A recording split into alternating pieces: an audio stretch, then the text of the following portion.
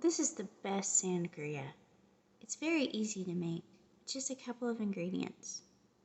Welcome to my channel. Today I'm going to show you how to make a very easy red sangria. The only thing you need is an apple and an orange and then your favorite type of red wine. Now I did choose a box wine just because I was going to make quite a bit of sangria, and if you're going to do that, it's more economical to go ahead and use a box wine, but you can use any type of wine you want. First thing we're going to do is we're just going to cut up the fruit. Okay, and now I have my apple cut, and I'm actually going to make 2 of these. I have just a little glass container. You don't have to use glass, you can use anything that you have that you can store this in. I'm going to put half of the apple in one of the jars. Just like that. This is going to give it a really good flavor.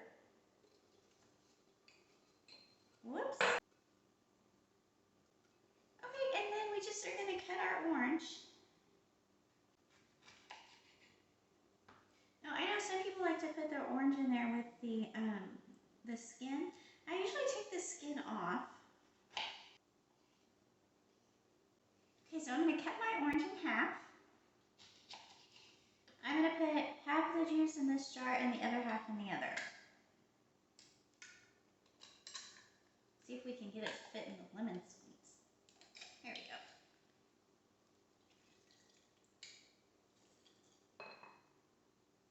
Getting one sick. So, okay, what we're going to do is we're going to put, it's about 2 cups of red wine into this.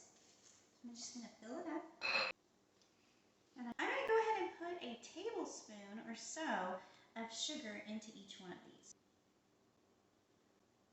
Wine that is not sweet, that's a red wine, of course you're going to want to put a little bit more sugar. Okay, and then we're just going to put the lid on and we're going to give it a shake. And a lot of times the sugar gets stuck at the bottom, so you really have to make sure you get the sugar to move around.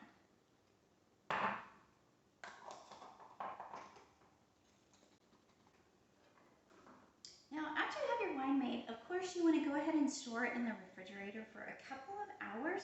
The longer the better, because then the fruit infuses with the wine and it makes it taste so much better. But we're going to go ahead and try it. You do want to pour it over some ice. And I do like to take the skin off of the orange just because sometimes you end up with fruit and you might want to eat the fruit. If you cut the fruit small enough, you definitely can. But if you have a big orange with skin on it, it's not very much fun to eat it. Okay. And it's already really good even without sitting in the refrigerator. But we're going to try it. It's delicious. I hope you enjoy this. It's one of my favorite treats and my husband's favorite treat. And so tonight I'm surprising him with sangria. He loves it when I make sangria.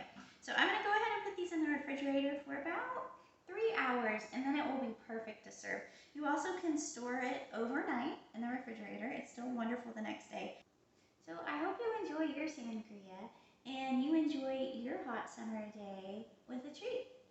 Have a wonderful day. Thank you so much for watching. Bye.